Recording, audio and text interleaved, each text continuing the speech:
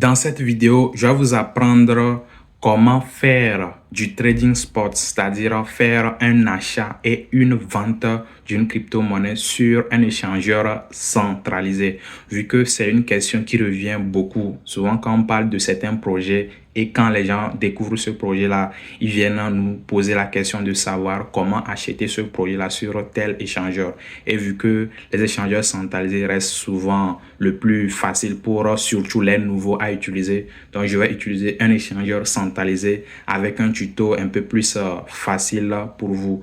Et je rappelle que le tuto, c'est un extrait de la formation qui s'est déroulée août passé. Pour ceux qui ont suivi, ils vont reconnaître sûrement la formation. Il y aura également comment faire un dépôt et après comment faire un retrait aussi, parce que avant de pouvoir trader, il faut justement pouvoir avoir des fonds sur l'échangeur et après avoir fait du trading, si tu veux retirer, tu vas pouvoir aussi faire un retrait. On va utiliser dans ce cas précis BitGet, qui est justement l'échangeur partenaire de cette chaîne. Donc vous allez voir le lien également qui va diriger vers BitGet pour bénéficier justement des différents avantages en tant qu'utilisateur ou bien abonné de cette chaîne Explore Blockchain. Si vous avez également besoin d'un accompagnement spécialisé dans le domaine de la crypto, il y a également un lien dans la description de cette vidéo. Donc faites-vous plaisir et rendez-vous sur le PC pour découvrir la formation. Donc, on va prendre un cas pratique sur le fonctionnement des échanges crypto avec un échangeur centralisé. Et ici, pour le faire, on va prendre BitGet. Ok, vous allez voir dans le groupe après, et il y a un lien qui a été mis dans le groupe et qui a été épinglé dans le groupe Telegram. Vous pouvez le voir dans le message épinglé.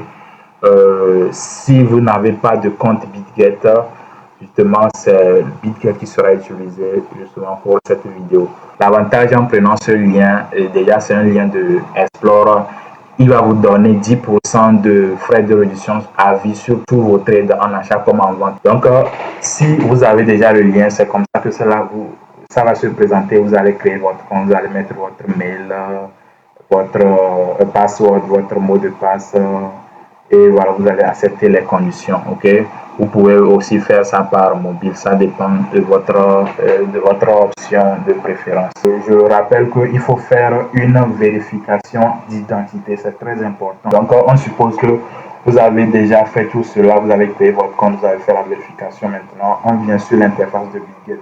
Ici je suis en version PC, donc cela vous permet aussi de bien voir tout, que ce soit sur l'application comme sur le site web. C'est toujours les mêmes fonctionnalités avec BitGet, ok. Donc voilà un peu comment se présente l'interface de BitGet, d'accord. Et maintenant, avant de pouvoir faire des échanges sur un échangeur centralisé, je précise ici parce qu'on aura à voir aussi avec les DEX, mais on prend tout simplement l'échangeur centralisé ici. Il faut savoir que voilà, il faut d'abord déposer de l'argent sur l'échangeur centralisé. Ok, c'est très important parce que on n'échange pas avec de l'air, on échange justement avec de l'argent. Donc, il faut que vous ayez quelque chose à pouvoir déposer sur l'échangeur. Alors, comment on fait un dépôt sur un échangeur centralisé? Déjà, nous sommes sur BitGet. Et voilà, et vous allez appuyer sur le profil et vous allez voir ici, il y a Deposit, il y a Withdraw. Donc, vous pouvez aller directement sur Asset, mais on va aller mollo mollo, ok. Donc, quand vous venez ici, vous appuyez sur votre profil. Ici, ça, c'est sur le site web, ok. Mais si vous êtes sur l'application, vous allez voir une partie où il y a portefeuille. Vous allez cliquer sur portefeuille et vous allez voir Deposit, Withdraw. Mais ici, quand vous voulez faire un dépôt justement de crypto-monnaie, vous devez normalement arriver ici et appuyer sur Deposit comme cela. Donc ça va vous amener justement vers cette interface-là. Donc vous devez justement faire un dépôt de crypto-monnaie. Et sur la plupart des échangeurs centralisés actuellement, les échanges se font avec des stablecoins à l'instar de USDT, USDC, etc., etc. Donc, la plupart les plus utilisés, les stablecoins les plus utilisés ou bien les paires les plus utilisées, c'est voilà, l'USDT et l'USDT. Et ce sont des stablecoins. Et je pense que dans les sessions précédentes, on vous a expliqué un peu qu'est-ce que c'est qu'un stablecoin. Donc, pour la plupart du temps, il faut justement avoir de l'USDT à vouloir déposer sur l'échangeur. Il y a plusieurs manières de pouvoir recharger votre USDT. Soit vous avez de l'USDT sur un autre échangeur que vous allez amener. D'abord, vous êtes là ici, donc vous choisissez la crypto que vous voulez déposer. Dans ce cas de figure, vous êtes ici, c'est l'USDT. Si ce n'est pas de l'USDT que vous voulez, vous pouvez justement chercher la crypto que vous voulez déposer. Ok, vous tapez juste le nom ici. Par exemple, vous cherchez, vous voulez déposer ton, vous tapez tout simplement ton. Ok, vous voulez déposer du Bitcoin, vous tapez BTC, ainsi de suite. C'est pourvu que la crypto-monnaie soit sur l'échangeur, parce qu'il faut reconnaître que ce n'est pas parce que c'est un échangeur, toutes les crypto-monnaies ne sont pas sur tous les sexes aussi, il faut le savoir. Donc, dans ce cas de figure, on veut déposer USDT, donc on tape USDT et on choisit USDT. Et on vient ici, on choisit le réseau. Ok, on va choisir le réseau sur lequel on veut faire le dépôt. Ok, il y a ici BitGet nous propose le réseau de Tron, le réseau de Ton, le réseau ERC20, le réseau d'Ethereum.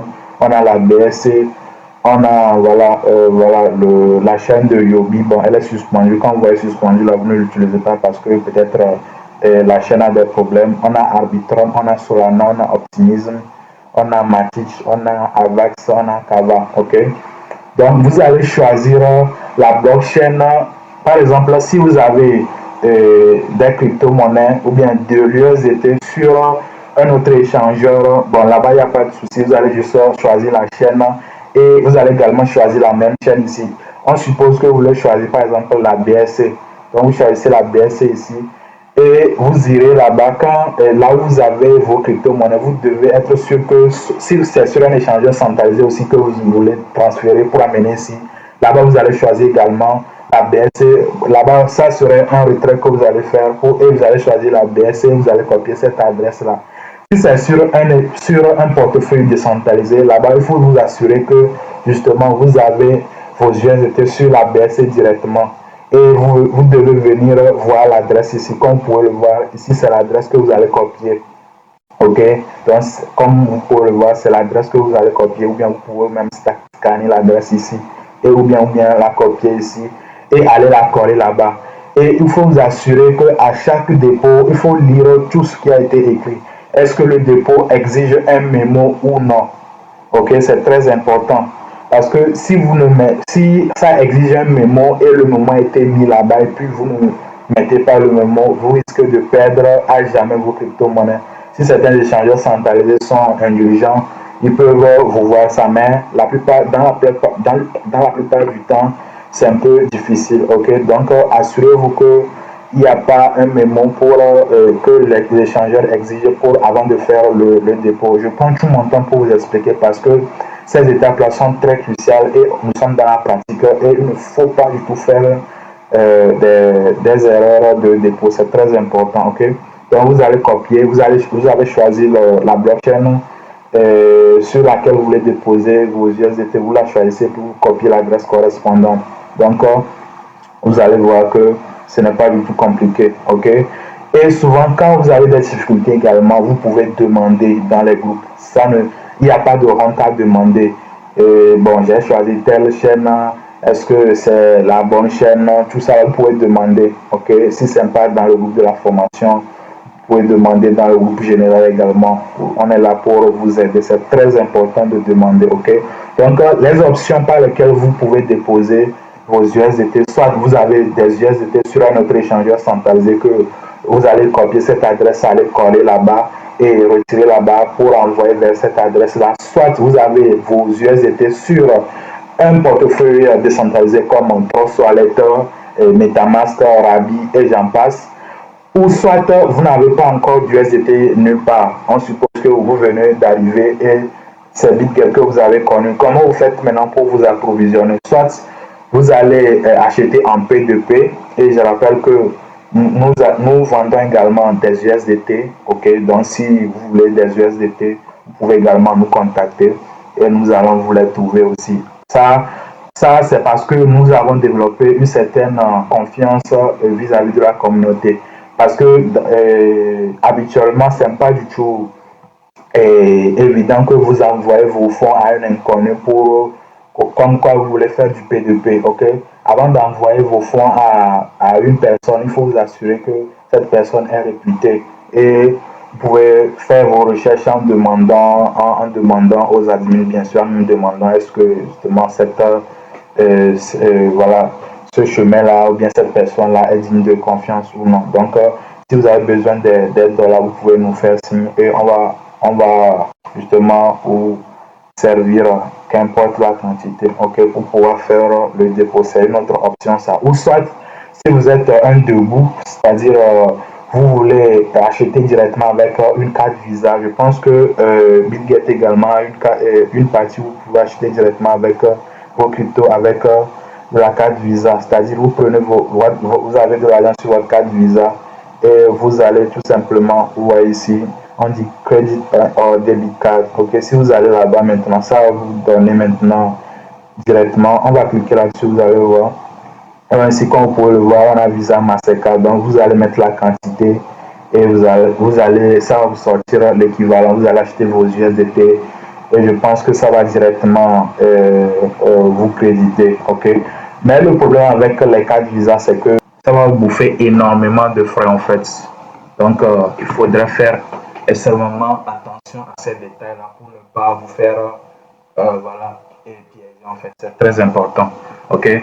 Donc, la plupart du temps, c'est le P2P qui privilégie. Donc, je pense qu'avec cette méthode-là, ça ne va pas trop vous casser la tête. Donc, on revient ici. Je prends mon temps pour parler un peu de cette étape-là pour mieux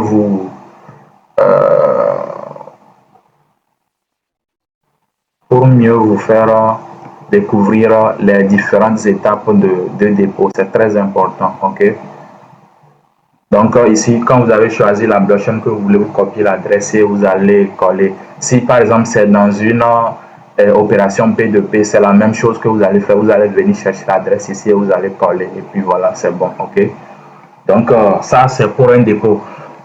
Donc on suppose que vous avez fait le dépôt, vous avez de l'argent sur votre compte. Moi, j'avais déjà fait un dépôt d'un $100 ici. Comme vous pouvez le voir, c'était la même procédure que j'ai adoptée. Donc, j'ai fait un dépôt de $100 ici. Donc, après avoir fait le dépôt, si vous avez déjà fait le dépôt maintenant, qu'est-ce que vous allez faire? Il faut acheter une crypto-monnaie. Comment on achète une crypto-monnaie concrètement? Ok, là, on retourne en arrière, on retourne sur l'interface. Voilà. On a fait le dépôt. Voilà. Maintenant, on va aller dans la partie markets. On peut aller il y a plusieurs manières d'aller faire vous pouvez aller dans la partie markets ici comme ça. Et après tout, vous allez chercher la crypto que vous voulez acheter. Ok. Dans la partie market, ça vous montre de façon générale toutes les cryptos disponibles sur l'échangeur en question. Ici, nous sommes sur BitGet. Donc, vous irez dans Spot parce que ce que nous allons faire ici, c'est d'abord du Spot. Ok. Le Spot, c'est quand vous achetez et vous vendez. Et après, genre, vous achetez, vous déposez, vous vendez. C'est le Spot, ça. Genre, sans utiliser l'argent de quelqu'un. Donc, quand vous venez dans la partie Spot, ce sont les différents cryptos qui sont là. Si vous ne voyez pas la crypto que vous cherchez et que vous savez que la crypto a été listée sur BitGet, vous cherchez tout simplement ici. Par exemple, disons que vous cherchez quelle crypto là, vous cherchez non. Ok, donc vous cherchez comme cela et vous allez voir. Donc vous appuyez sur Trade ici et ça vous amène justement vers les graphes. Ok, ça vous amène vers les graphes et les buy et les sell ici. Ça c'est bon, ça c'est une manière de chercher ça. Bien, vous pouvez par exemple venir sur l'interface ici et vous allez venir directement dans Trades. Ok, vous n'allez plus aller sur Market, vous venez directement dans Trade et vous allez dans Spots. Ok, vous voulez faire du Spots, donc vous allez dans Spots. Et voilà, vous allez voir, bon, ici, ils ont mis Bitcoin par défaut, ok, c'est tout à fait normal. Donc, comme ils ont mis Bitcoin par défaut, peut-être vous ne voulez pas acheter du Bitcoin, vous voulez acheter une autre crypto-monnaie, vous allez chercher ici. Bon, on avait pris ton, donc on va toujours prendre ton, donc on va chercher ton, ok. Je rappelle que ça serait la crypto que vous l'achetez, que vous allez chercher. Et si vous savez très bien que la crypto que vous l'achetez est sur BitGet, parce que ce n'est pas parce que c'est BitGet que toutes les cryptos qui existent sont sur BitGet. Il y a des cryptos qui sont souvent émises, même c'est seulement sur les échangeurs décentralisés que vous allez les trouver. Nous allons revenir justement sur les échangeurs décentralisés dans la partie DeFi, ok, qui est dans la prochaine session. Donc, vous allez chercher la crypto-monnaie comme vous le voyez ici. Et bon, on va prendre ton. Donc, on prend ton ici. Et voilà. Et voilà. Et on a ici, maintenant, on va vous expliquer un peu l'order book ou bien voilà, le cahier d'ordre, le carnet d'ordre. Voilà, ici, comme vous pouvez le voir, en rouge ici, en haut, en rouge, ce qui est en rouge ici, ce sont ceux qui veulent vendre ça et leurs différents ordres. C'est pour cela qu'on l'appelle carnet d'ordre. Donc, c'est un ordre où c'est un gros carnet où il y a plusieurs ordres en fait. C'est pour cela qu'on l'appelle carnet d'ordre. Donc, ici, on a les vendeurs et ici, on a les acheteurs qui sont en vert. Ici, sur la plupart des échangeurs, les vendeurs sont souvent dans le rouge, comme ça, en rouge, comme ça, et les acheteurs sont dans le vert, comme ça. Et au milieu, souvent, c'est le prix du marché, ça, en fait. Donc, on fait le prix le prix favorable des vendeurs et le prix favorable des acheteurs.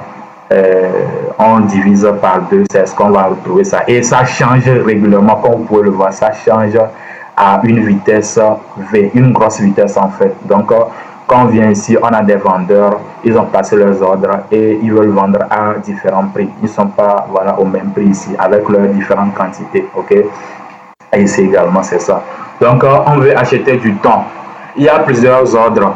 Soit vous êtes pressé, vous venez. Il y a plusieurs sortes d'ordres. Les plus utilisés ici, c'est limité et market. Je vais vous expliquer. Limite, quand vous venez, vous voulez faire un achat. Donc, si vous êtes sur l'ordre limite, et c'est la même chose sur tous les échangeurs. Comme je l'ai dit, si vous arrivez à maîtriser tout ce que je vais vous dire ici, je pense que ça va vous avantage sur d'autres échangeurs. Ok. Donc, quand vous venez, vous voyez limite comme ça, cela veut dire que vous pouvez mettre votre propre prix. Peut-être que vous avez vu le prix du marché, 5,77 $. 5,77 $, ça ne vous a pas plu. Peut-être que vous allez tout simplement mettre, bon, que vous l'attendez peut-être un peu plus bas. Peut-être que vous voulez l'acheter à 5,7 $, ok, et vous allez mettre la quantité. Comme moi j'ai déjà les 100 $ ici, je vais acheter. Vous allez vous dire que bon, comme le prix là n'est pas encore bon pour vous, allez mettre la quantité que vous l'achetez. Donc, disons, vous voulez acheter, bon, moi je vais acheter dans ce cas précis, je vais acheter 10 tons. Ok, 10 tons, ça fait 57 $ à 5,7 $ ici. Si le prix arrive à 5,7 $, le prix, voilà, ça va se déclencher. Mon ordre d'achat va se déclencher, comme vous pouvez le voir ici. Ok, donc c'est ça. Bon, vous pouvez faire l'option, vous pouvez mettre 10 tons bien. Et sur la plupart des échangeurs aussi, vous avez les pourcentages comme ça. Si c'est 25% de votre argent, vous voulez mettre, ou bien 50%, 115%. Donc ici, ça fait un peu plus de 50% de mon argent que je vais mettre sur le ton. Donc, je suis en ordre limite, donc je vais placer un ordre limite à 5,7 parce que je me dis que le prix là ne m'avantage pas. Ok. Donc, après avoir fini, je mets la quantité et j'appuie sur Buy Ton. Et ça ne va pas justement s'exécuter dans l'immédiat. Vous allez voir que c'est venu rester ici dans les ordres ouverts, bien Open Orders. Donc, vous pouvez le voir ici. On a la partie où j'ai placé justement l'ordre. Parce que justement, l'ordre que j'ai placé là, c'est pas encore arrivé à cet ordre-là. Donc, ça va venir s'insérer dans le carnet d'ordre ici, dans la partie des acheteurs en fait. Donc, s'il arrivait que le prix de marché allait à 5,7 dollars, donc mon ordre va être exécuté. Donc, je ne suis pas pressé. Donc, je me dis que bon, j'ai fait mes analyses techniques. Bon, on reviendra sur l'analyse technique au courant aussi de la formation. Ok, dans une autre session. Mais quand j'ai fini de faire mon analyse technique, j'ai fait aussi mon analyse fondamentale. Je me dis que bon, peut-être le prix peut revenir à 5,7. Donc, j'ai placé en ordre limite. Ça ne va pas s'exécuter. Parce que souvent, il y a ce genre de questions qui revient. J'ai acheté la crypto, mais je vois que ça n'a pas acheté. Peut-être que quand vous avez acheté la crypto, justement, le prix, vous avez pris l'ordre limite sans le savoir. Donc, ça va venir rester ici jusqu'à ce que le prix du marché vienne à 5,7 pour que le prix là soit exécuté. Ok. Donc, tant que le prix n'est pas encore exécuté, je pense que ça va rester comme ça. Ok. Mais si vous êtes fatigué, vous vous dites que bon, moi je suis pressé, je vais acheter et donc à ce prix-là, vous allez juste annuler l'ordre là ici. Cancel. Donc c'est annulé, donc il n'y a plus rien ici. Vous allez revenir ici. Donc c'était sur limite, vous allez passer sur market. Là, sur market, ça va prendre au prix du marché, donc le prix qui est au milieu ici, ou bien genre le meilleur prix du marché en fait. Donc l'algorithme qui guide le marché en fait va prendre le meilleur prix du marché. Donc vous allez juste mettre la somme que vous voulez dépenser pour acheter. Donc si vous voulez dépenser, bon, dans ce cas je vais dépenser 50 dollars par exemple pour faire l'achat. Bien bon, on va reprendre les 57 dollars. Donc je vais dépenser les 57 dollars pour acheter et au prix du marché. Donc on peut voir, on est sur le prix du marché. Ok. Donc on va appuyer sur buy. Vous allez voir, bon, ici on a 100 dollars comme vous pouvez le voir. Quand je vais appuyer sur buy et ça va faire truc là, vous allez voir que ça va changer. Donc on a mis les 57 dollars, donc on va appuyer sur buy ton et on va confirmer. Voilà, sur le prix marché. Voilà. Vous allez voir que ici il n'y a plus d'ordre en attente. Maintenant, quand on vient dans l'historique des ordres, on va voir qu'on vient d'acheter tout simplement. On vient d'acheter du temps au prix du marché à 5,77 dollars et ça nous donne droit à 9,86 tonnes. Donc bon, ils ont enlevé les frais, bon, un peu comme ça. C'est pour cela qu'on dit il y a aussi, vous pouvez également par après acheter voilà, le token de l'échangeur BitGets et en achetant cela, je pense que la plupart des échangeurs aussi ont cette fonctionnalité là. Si vous avez le token de l'échangeur, vos frais sont réduits également, ok. Sans oublier bon, les frais, les 10% qui sont réduits. Donc ici, on m'a enlevé un peu de frais, c'est tout à fait normal. 0,0088. Donc c'est ça. Donc c'est dans l'historique, ça, c'est ce que ça donne. Donc ça a été acheté. Donc quand on vient ici, on va voir que on avait 100 dollars ici. Maintenant c'est devenu 44 dollars. Cela veut dire que ici j'ai 44 dollars qui me restent. Et quand je vais dans la partie celle ici, je vais voir que vous allez voir qu'on a maintenant du temps également qui a été acheté. C'est les temps qui ont été achetés ça. Donc c'est ça. C'est dans la partie market et tout ça. On a la partie OCO. La partie OCO, souvent, c'est pour ceux qui ne sont pas trop réguliers sur les marchés. Il y avait une vidéo qu'on a fait complètement sur ces ordres-là, OCO, tout ça, là, les trailing stop et tout ça. Là. On avait utilisé Binance pour le faire. Je pense qu'après, je vais vous balancer la vidéo dans le groupe de la formation pour que vous voyez un peu. Mais les ordres les plus importants voilà, pour faire vos achats ou vos ventes, c'est limite et market. Okay? Si vous maîtrisez les deux, vous êtes déjà bon. Les OCO et console, c'est juste des ordres supplémentaires. C'est bon. Donc, c'est ça. Donc, ça, c'est au niveau de l'achat. Maintenant, si on veut faire une vente, c'est simple. Comme j'ai acheté voilà, du temps, bon, je me dis que je vais vendre maintenant. Justement, ici, c'est parce que je fais une démo. Sinon, j'allais simplement attendre à ce que, comme j'ai acheté au prix du marché qui était à 5,77, je vais dire que bon, peut-être à 6 dollars. Si je fais un petit trade, je vais vendre bien à 10 dollars. Ça dépend de mon objectif de prix. Là, bon, je vais attendre jusqu'à ce que ça n'atteigne à ce prix-là. Mais comme ici, c'est une démo, je vais revendre pour que vous voyez un peu. Ok, donc on va aller dans la partie sell maintenant, puisqu'on était dans buy ici. Donc on va aller dans la partie sell. Et maintenant, il y a également limite et market. Donc ça serait la même chose. Si vous êtes dans limite, vous mettez voilà vos tons ici, la quantité. Bon, ici, vous pouvez également mettre 25%, 50%, 75% et 100%, ça dépend. Ok. Bon, ici, moi, je vais mettre 100% de mes tons. Donc, c'est ça, comme vous pouvez le voir, c'est dans la partie limite. Peut-être, voilà, dans la partie limite également, vous pouvez également mettre votre propre prix. Hein. Vous allez mettre, peut-être vous allez dire que le prix là ne vous arrange pas. Donc, vous allez plutôt vendre à 5,8 $. Donc, quand je vais appuyer sur ça, vous allez voir que ça ne va pas être exécuté. On va le voir ici. Exactement, ça serait également placé comme ordre ici. Mais si vous êtes pressé, justement, vous annulez l'ordre ici et vous achetez, vous allez vendre au prix du marché. Donc, vous allez appuyer sur 100%. Bon, ici, je mets 100% parce que je vais vendre tout. Si dans votre cas, vous ne voulez pas acheter, vous ne voulez pas vendre à 100% et votre bague, vous pouvez choisir la proportion que vous voulez vendre. 25%, 50%, bien 115%. OK. Donc, ici, on va vendre ton au prix du marché. Confirmé. Et voilà, on vient de vendre du thon. C'est simple comme de l'eau de roche. Ok, ça, ce qu'on vient de faire tout à l'heure, c'est ce qu'on appelle du trading spots. Ok, donc c'est pas un truc compliqué.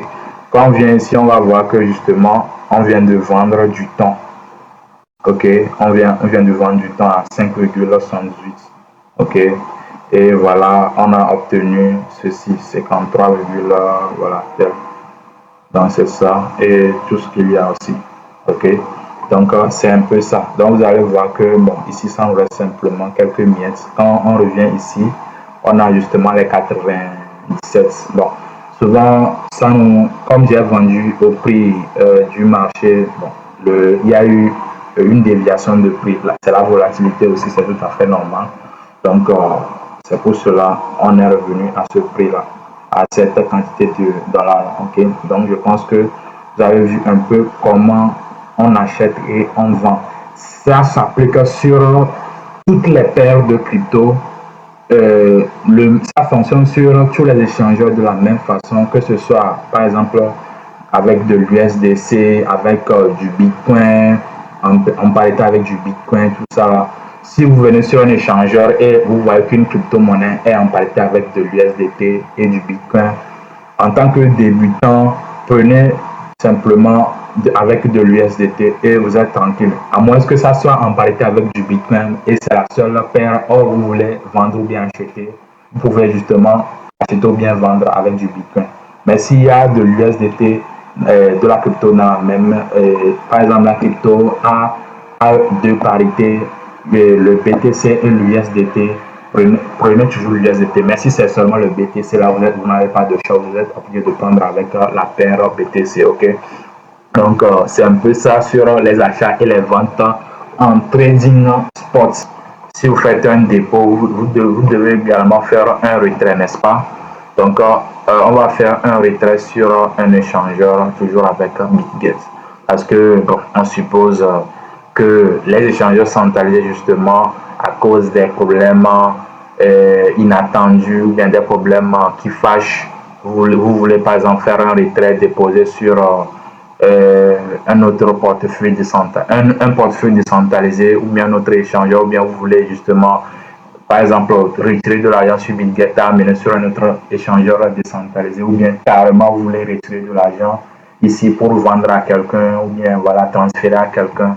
Comment faire le retrait, ok? Ou bien vous avez fait des gains, vous avez vendu une crypto avec des gains, vous voulez retirer vos gains, ou bien voilà, c'est ça. Comment faire le retrait en fait? Bref, comment retirer vos cryptos. Donc, on va toujours sur le profil. Si vous êtes sur l'application, sur un téléphone, vous allez dans voilà, actif ou bien portefeuille, vous allez voir l'option retrait. Ok, donc on appuie sur retrait ici. Ok, là on est dans retrait, donc on peut le voir, on est dans withdrawal. Ok, donc ici vous allez mettre, c'est pas seulement de l'USDT qu'on retire, vous pouvez retirer n'importe quel crypto. Ok, mais ici on suppose que vous voulez retirer de l'USDT. Maintenant, vous tapez USDT et ça sort et vous allez cliquer là-dessus. Ça peut être d'autres crypto-monnaies, ça peut être une crypto-monnaie volatile comme le Thon, comme on aime le prendre, le Bitcoin qu'on sort. Et maintenant, on suppose que vous voulez retirer de l'USDT. Les choses que vous devez noter ici, c'est que pour faire le retrait également, vous devez vous assurer que la blockchain, si c'est par exemple vers un autre échangeur, c'est voilà, sur quelle blockchain vous voulez l'envoyer. Parce que bon, si c'est sur un échangeur, sur un autre échangeur centralisé, ça ne va pas trop gêner. Vous allez prendre, voilà, vous allez choisir une blockchain que l'autre échangeur également va supporter. Et vous allez choisir la blockchain également en fonction des frais qui peuvent vous avantager. Ok? Par exemple, ici, quand on prend ton, par exemple, USDT, ici c'est zéro frais. Mais est-ce que là où vous voulez transférer, est-ce qu'ils ont la blockchain de ton là-bas qui est sur USDT? Il faut voir tout ça là aussi. Bon, la plupart des échangeurs ont au moins la BSC, donc vous pouvez choisir la BSC, vous pouvez choisir, et voilà, ils n'ont pas Arbitrum ici, vous pouvez choisir Solana, vous pouvez choisir, il y a Arbitrum, donc il y a Arbitrum ici. Mais ici, quand vous voyez congestion comme ça, souvent ne prenez pas ça. Bon, ça dépend de là où vous voulez amener et la blockchain qui sera appropriée justement à tout cela, ok? Donc vous allez prendre cela et vous allez choisir la blockchain en fonction de tout cela. Si c'est vers un portefeuille décentralisé, c'est sur quelle chaîne vous allez faire voilà, le dépôt là-bas et faire le retrait. Donc vous allez choisir, vous allez vous rendre dans le portefeuille et choisir, bon, on suppose que c'est sur la BSC que vous allez envoyer sur le portefeuille décentralisé.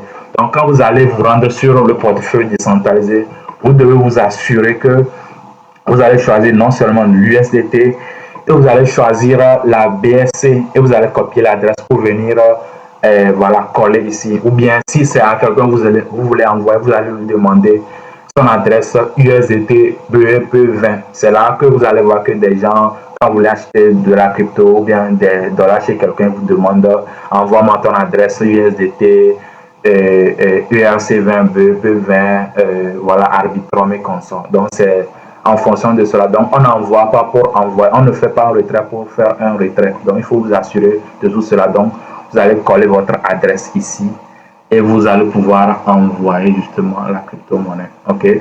Si vous étiez en live là, on allait essayer un peu, mais désolé que ce n'est pas le cas. Donc, vous allez coller une adresse ici que vous allez recevoir.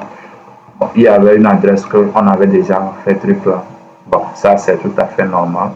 C'était l'adresse de voilà, BitGet que j'avais copié. Donc, si j'appuie sur Next, bon, ça nous donne un truc comme cela. Vous allez voir que, bon, vous allez mettre la quantité que vous voulez retirer. Ok, et voilà, bon, vous allez voir, vous allez suivre tout ça. Vous allez mettre la quantité. Disons, par exemple, vous voulez retirer $50. Ok, donc c'est ça. $50 et vous allez appuyer sur withdraw et maintenant ça va vous donner les autres instructions à suivre. Ok, donc si j'appuie sur withdraw, je ne sais pas là où ils vont m'amener. Voilà, c'est tout à fait normal. Comme c'est une adresse à BitGet elle-même, c'est un peu difficile. Si c'était une adresse, si c'est que vous étiez en live, c'est ça, vous allez demander l'adresse à quelqu'un et je vais vous l'envoyer et vous allez voir comment ça fonctionne. Mais quand vous arrivez ici, justement, vous appuyez sur Withdraw. Je pense qu'ils vont vous demander, comment l'appelle-t-on, ils vont vous envoyer un mail, vous allez copier le code, vous allez mettre votre fait, tout ça, et puis vous allez valider. Ok? Si vous êtes sur un téléphone, si vous pouvez même valider avec votre empreinte digitale ou bien votre Face ID. Donc, voilà un peu comment on fait un retrait sur un échangeur. De toute façon, quand vous allez regarder la vidéo, je pense que s'il y a des questions supplémentaires, parce qu'on ne peut pas tout dire dans une seule vidéo, bien dans une seule session. Donc, vous allez, en fonction de vos questions également, on peut vous aider, ok? Donc, voilà, de façon grosso modo, on a assez bavardé, mais je pense que c'était important pour vous montrer un peu comment tout cela fonctionne. Vos questions seront les bienvenues. On va vous donner justement le temps de bien visionner la vidéo et justement de vous appliquer. C'est très important parce que Tout ce que nous faisons ici, c'est de vous permettre de vous appliquer. Et c'est très important. Quand vous appliquez et vous avez des difficultés, nous, on va simplement vous assister pour que vous soyez, je ne vais pas dire parfait, mais que vous soyez bon dans la manipulation de la crypto-monnaie. Parce que le thème de la formation, c'est maîtriser les crypto-monnaies. Et quand on maîtrise les crypto-monnaies, justement, c'est de pouvoir savoir certaines manipulations de base jusqu'à arriver à certaines manipulations qui sont un peu plus complexes. Alors, si vous commencez à essayer de manipulation, je pense que ça peut vraiment vous aider. Donc voilà, on se retrouve à la prochaine session. C'était Satoshi Pinta pour vous servir. On se retrouve dans le groupe.